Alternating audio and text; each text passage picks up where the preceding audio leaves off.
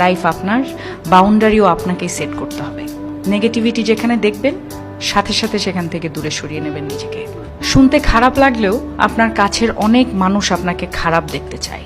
তারা চায় সহানুভূতি নামক মলমের তলে একটু কাটা ঘায়ে নুন ছেটাতে। আপনি সিম্পলি সেই সুযোগটাই দেবেন না। অযথা তর্কে যাবেন না, বোঝাতে যাবার কোনো প্রয়োজন নেই।